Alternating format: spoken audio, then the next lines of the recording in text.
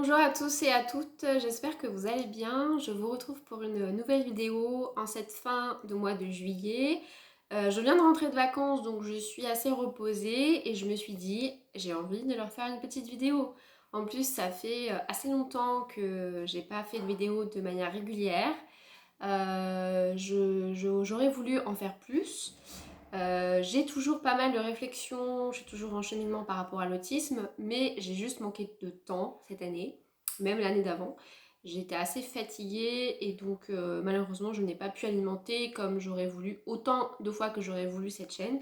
Bon, j'espère que je vais un peu mieux m'organiser cette année. À chaque fois je dis ça et en fait j'ai toujours un petit peu de mal quand même. Mais voilà, donc pour ceux qui ne me connaissent pas, qui seraient arrivés, qui débarqueraient sur cette chaîne, à chaque fois j'essaie de me présenter quand même pour les nouveaux. Donc moi, je suis autiste, bien entendu.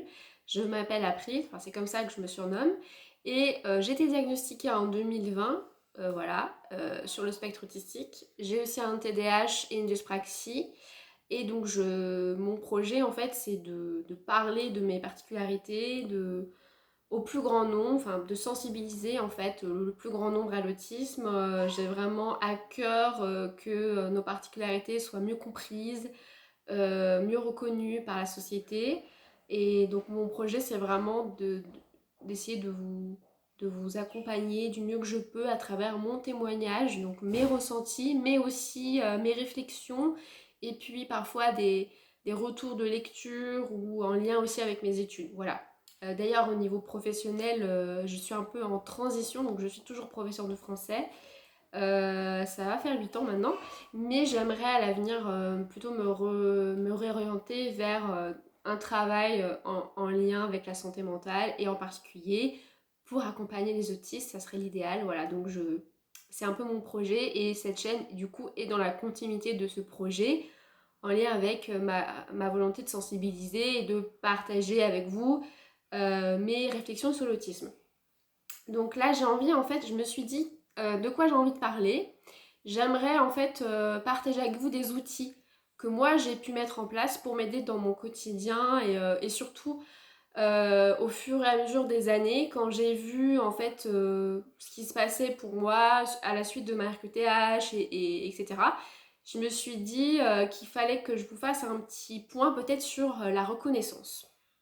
Donc la reconnaissance, c'est un vaste mot, c'est un mot qui intéresse tout le monde, tout le monde est touché en fait par ce besoin de reconnaissance. On a tous besoin de reconnaissance. On est d'abord reconnu par nos parents, on est reconnu par nos pères, on est reconnu ensuite par des gens plus spécifiquement à l'école, dans nos activités, puis plus tard par nos, la famille qu'on crée, et puis au niveau professionnel. Donc la reconnaissance, elle est au cœur de nos vies et elle nous accompagne du début à la fin et elle nous permet de construire notre estime de soi et notre confiance en soi. Donc ce besoin de reconnaissance, il est fondamentalement lié à l'humain et il est au cœur de l'humain en fait. Et nous les autistes, en fait, ce qui va changer par rapport aux autres, c'est qu'on a un double besoin de reconnaissance. Bien sûr, on a le besoin d'être reconnu en tant qu'humain, en tant que personne, comme tout à chacun, avec notre histoire, notre vécu, nos douleurs, euh, nos, nos peines, mais aussi notre personnalité, ce qui a fondé notre personnalité, nos talents, nos qualités. Et on a ce besoin de reconnaissance en tant qu'autiste, en tant que neuroatypique, en tant que différent de la norme et tout ce qui va avec, toutes les conséquences que ça a. Et c'est pour ça que d'ailleurs, on a bien souvent la reconnaissance de travailleurs handicapés qui là englobe non seulement nos particularités, mais surtout un statut qui concerne le handicap en général. Donc en fait, quand on a un handicap, ça veut dire qu'on est différent de cette norme, et donc on a le droit à une reconnaissance. Le fait qu'on ne soit pas comme la norme, donc que ça entraîne des difficultés, que ça entraîne une fatigue et une souffrance. C'est en cela qu'on a cette RQTH, donc cette reconnaissance de travailleurs handicapés, et ça concerne surtout, enfin, c'est surtout utile dans le milieu professionnel, voilà. Donc, on a cette double reconnaissance, ce double besoin de reconnaissance, et en fait, le problème de la reconnaissance, c'est qu'on va toujours être dans un état d'attente.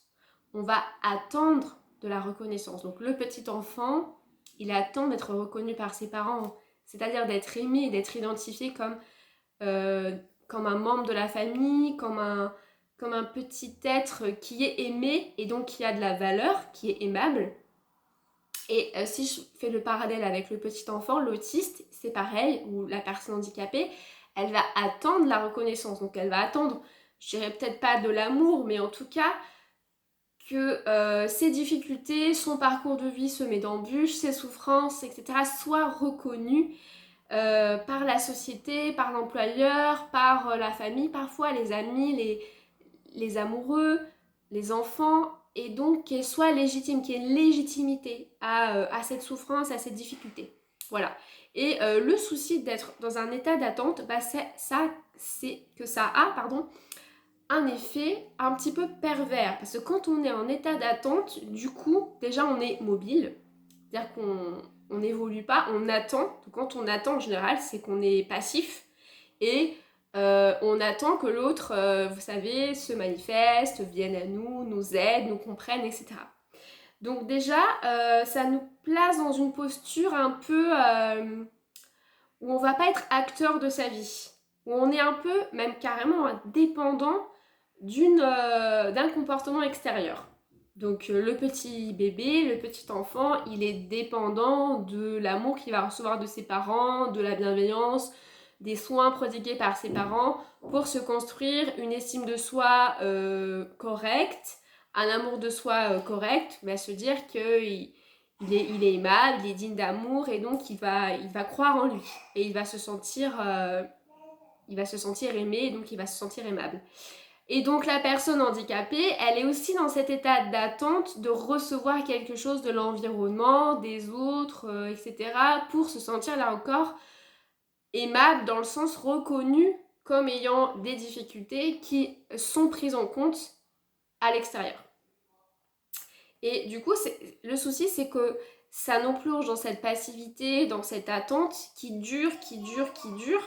Et du coup, l'effet pervers, c'est de s'enfermer un peu là-dedans et d'attendre en permanence, en fait, d'être reconnu. Donc, reconnu d'un point de vue médical. Donc, ça commence même avec le diagnostic, si on a la chance de l'avoir, parce que j'en ai déjà parlé sur cette chaîne. C'est un parcours du combattant. Donc, déjà, on a cette attente-là du diagnostic par le domaine médical officiel reconnu, c'est-à-dire avec un diagnostic officiel. Puis ensuite, on a l'attente de la RQTH qui parfois ne vient pas non plus ou vient tard. L'attente des aides financières qui vont avec pour ceux qui ne travaillent pas, qui ne peuvent pas travailler. L'attente d'une carte pour ceux qui ont besoin de se reposer dans les transports en commun, d'avoir une place handicapée sur les parkings. Donc, on a des attentes qui sont légitimes, hein, je ne dis pas qu'elles ne sont pas légitimes, mais du coup c'est vrai qu'on est toujours à être finalement assez victime d'un système qui a un super pouvoir, le pouvoir de nous donner cette reconnaissance et nous, finalement, on ne peut pas vraiment agir seul par rapport à nous-mêmes et à nos besoins. Puis après, c'est l'attente sociétale, donc déjà que les aménagements soient appliqués, qu'ils soient aussi compris, parce que c'est pas la même chose. Alors que les aménagements soient actés puis ensuite appliqués, c'est pas la même chose. Qu'ils soient reconnus, compris, que même la société en général comprenne, donc nos proches, mais aussi des gens qui ne nous connaissent pas, et qu'il y ait une sorte comme ça de savoir-vivre qui se met en place spontanément dans la société vis-à-vis des personnes qui ont des besoins particuliers. Voilà, donc ça nous plonge dans cet état d'attente, et bien sûr que c'est légitime. Je ne dis pas que c'est pas légitime. C'est nécessaire. Je pense qu'aujourd'hui, on doit se protéger comme on peut quand on a un handicap et quand on est autiste. Et que le fait d'avoir ce diagnostic officiel, puis d'avoir la reconnaissance du travailleur handicapé et les autres aides, s'il y en a, c'est pas grand chose, mais c'est utile. C'est un minimum pour se protéger derrière des droits. Dans une société qui est beaucoup dans la discrimination, la violence et la domination, c'est un petit quelque chose, un petit reliquat de quelque chose où on va se sentir un peu quand même pris en compte. Donc je pense que c'est vraiment important quand même que ces aides soient demandées, qu'elles soient obtenues, qu'on ait fait les démarches qui sont coûteuses, qui sont longues, là encore, où il faut se battre. Et ces démarches, elles sont quand même importantes aussi pour la reconnaissance justement. C'est-à-dire qu'une fois qu'on a le diagnostic, c'est quand même une première reconnaissance. la reconnaissance du milieu médical. Puis ensuite, on a la reconnaissance vis-à-vis des aides, et donc la reconnaissance de nos difficultés et de notre souffrance. Mais d'un autre côté, qu'est-ce qui se passe ensuite?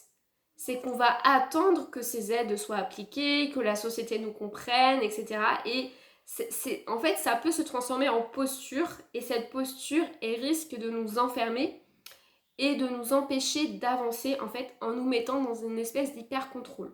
Nous, les autistes, c'est vrai qu'on a tendance à être assez, parfois, rigide et dans la rumination, c'est-à-dire qu'on va bloquer sur quelque chose qui nous fait de la peine, qui ne se passe pas comme on aurait voulu que ça se passe, ou qui n'est pas logique. Et bien sûr, ne pas prendre soin des personnes les plus vulnérables, je mets entre guillemets, c'est pas logique, c'est pas l'idée qu'on se fait d'une société moderne et évoluée comme la nôtre. Et donc, ça fait mal, et on va rester là-dessus. C'est comme quelque chose qu'on n'arrive pas à digérer. Et parce qu'on va rester là-dessus, finalement, on va pas chercher ailleurs des solutions et à reprendre un peu le pouvoir sur nous-mêmes. C'est-à-dire qu'on donne beaucoup trop d'importance, beaucoup trop de pouvoir à l'extérieur. Mais le problème, c'est que, en fait, de fait, on a besoin de l'environnement pour être intégré. Et je mets aussi intégré entre guillemets. Hein. On a besoin de l'extérieur. C'est pas pour rien qu'on dit qu'on est mis en situation de handicap. Voilà, je cherchais le terme. On dit plus handicapé, on dit mis en situation de handicap. Et c'est pas pour rien qu'on a changé ce terme. Ça veut dire que finalement, c'est l'environnement qui nous met en situation de handicap, qui nous met en difficulté, qui nous entrave, en ne reconnaissant pas, en nous maltraitant, en bafouant nos droits et nos besoins. Donc, on a besoin, en fait, que l'environnement s'adapte à nous, prenne en compte nos besoins et nous respecte, tout simplement.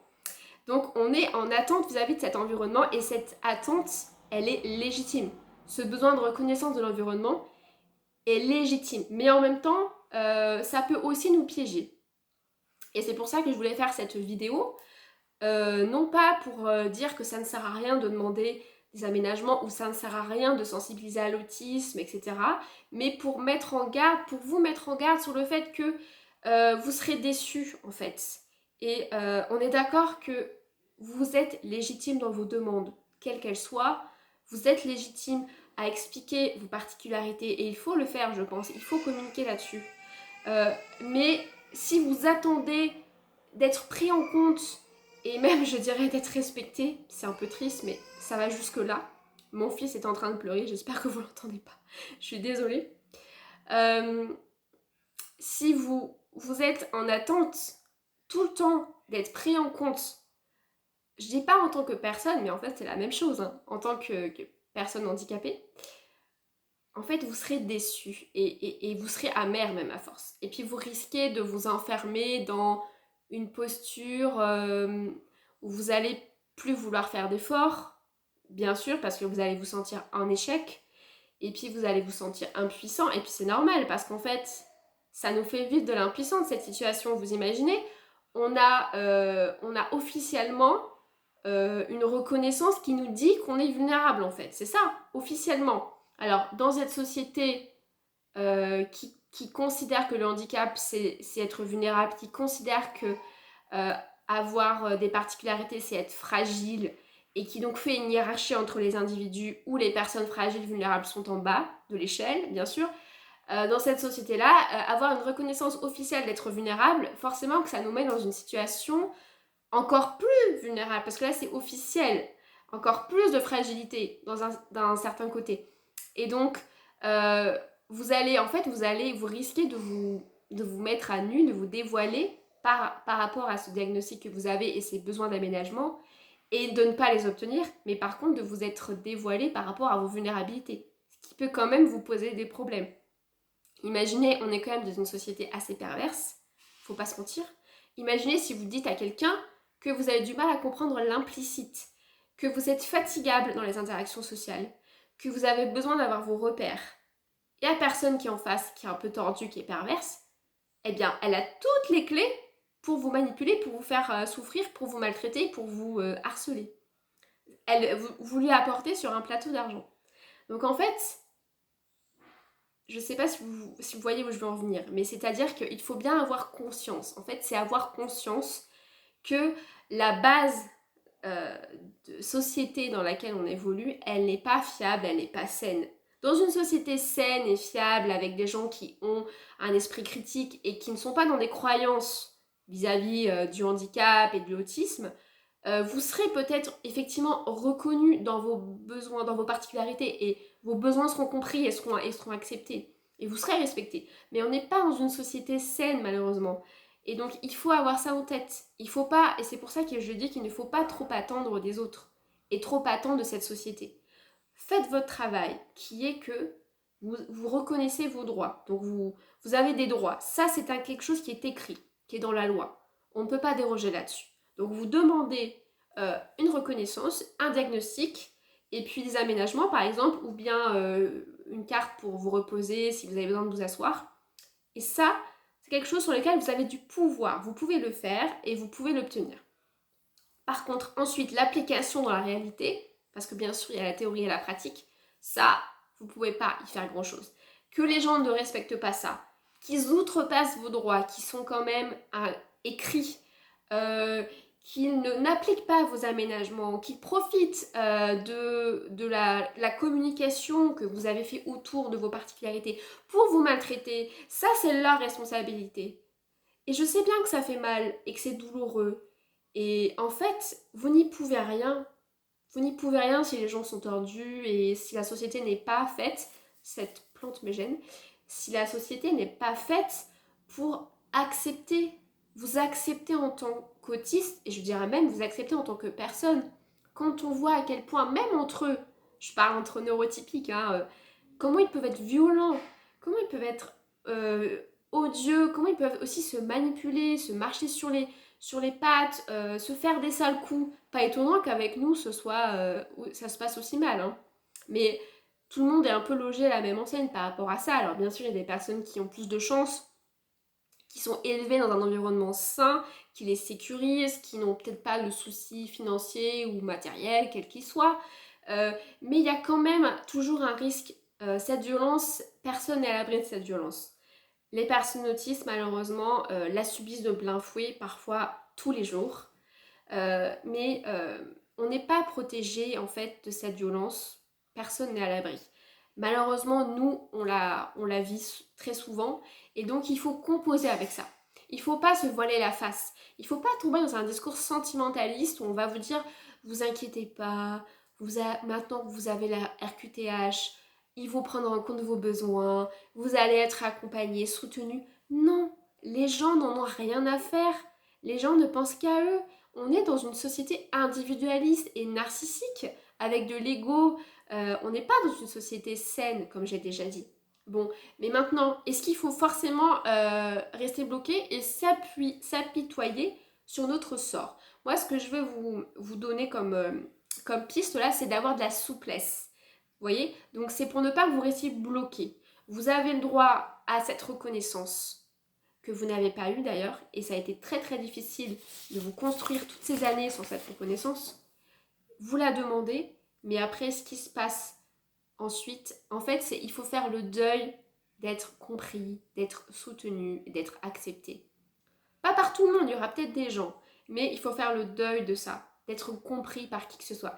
Il faut que vous arrêtiez de vous dire que avec un bout de papier ça va changer, ou bien en communiquant sur ce dont j'ai besoin ça va changer. Parce que en fait, vous aurez beau avoir les meilleurs arguments du monde, si les gens ne veulent pas vous entendre et ne veulent pas vous respecter, ils continueront à le faire.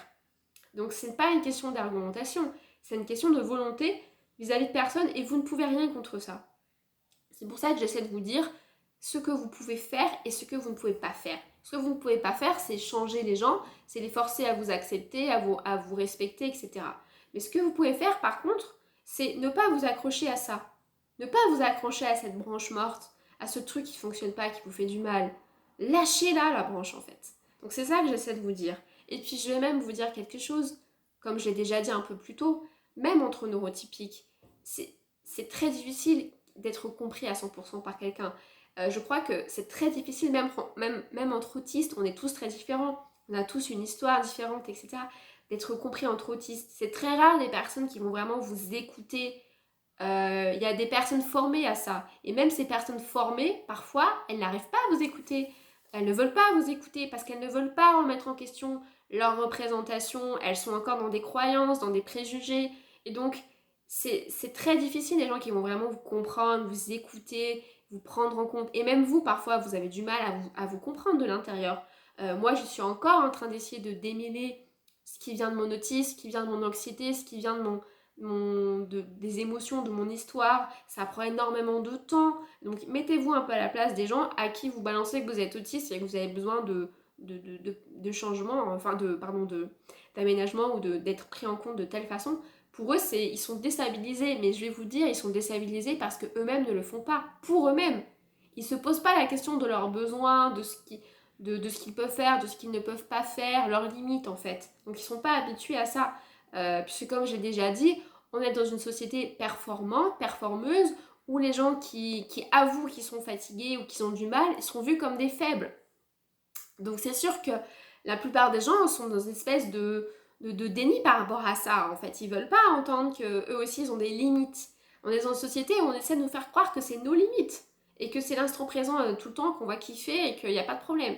Mais en fait, non, c'est pas ça. Et nous, quand on leur renvoie que en fait on a des problèmes, qu'on est en souffrance, qu'on a des limites, qu'on peut pas faire certaines choses, mais en même temps, ils nous voient et ils voient qu'on n'est pas forcément malheureux non plus et qu'on peut quand même vivre. En fait, pour eux, c'était vachement.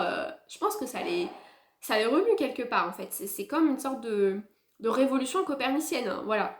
Donc, c'est pour ça que je trouve que c'est très intéressant, mais je ferai une autre vidéo là-dessus, de dialoguer entre neurotypiques et neuroatypiques. Et que, en fait, je pense que ce qu'on leur renvoie, c'est. On se demande qui est faible en fait, qui est faible et qui est fort. Si on voit leur système de domination, la façon dont ils voient le monde, est-ce que le faible, c'est pas plutôt celui qui ne s'avoue pas qu'il est faible et qui préfère croire qu'il est fort et qu'il est du bon côté, vous voyez? C'est toute une question de point de vue. Voilà, donc pour essayer de conclure rapidement, c'est ça, c'est que la découverte de votre handicap, ça ne va pas vous apporter ni protection, ni sécurité, ni bienveillance, ni respect. Ça viendra pas comme ça, en tout cas en claquant des doigts. Donc ce que je vous invite à faire, c'est de lâcher vos attentes, parce que c'est hyper lourd à porter, et comme je l'ai déjà dit, vous donnez beaucoup trop de pouvoir aux autres et à l'environnement. Mais vous avez besoin de cet environnement en même temps pour vous sentir bien, je suis d'accord. C'est pour ça que c'est un peu pervers et que c'est pas facile, qu'il faut de la souplesse. Donc ce que je vous dirais aussi, c'est en même temps de ne pas faire de concessions vis-à-vis de vous-même. C'est pas parce que l'environnement ne vous respecte pas que vous devez renoncer à ne pas vous respecter. Non, non, non. Affirmez-vous et donc peut-être qu'il faut quand même continuer à communiquer sur vos besoins, sur vos limites, de vous affirmer, mais sans attendre non plus des choses, sans attendre des miracles, parce que vous avez conscience des dysfonctionnements de la société et voilà, des bases qui sont pas saines, donc c'est comme ça.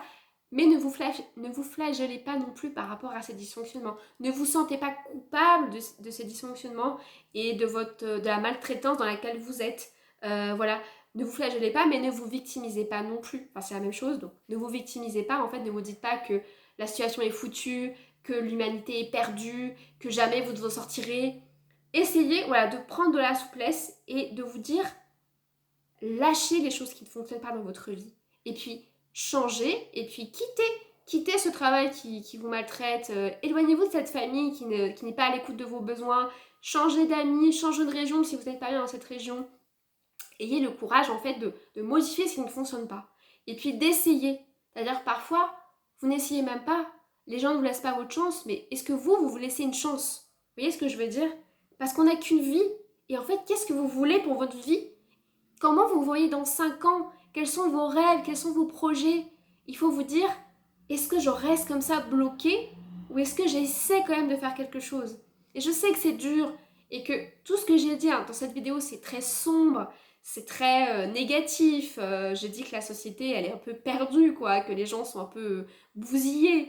Et en même temps, il y a peut-être des gens aussi comme nous. Il y a peut-être des gens aussi qui ont envie d'y croire, qui respectent les gens, qui ont de l'empathie, qui ont des envies, qui sont créatifs, Il faut aller les chercher, ces gens, parce qu'ils existent quand même. Et c'est possible. En fait, moi, je veux vous dire que c'est possible.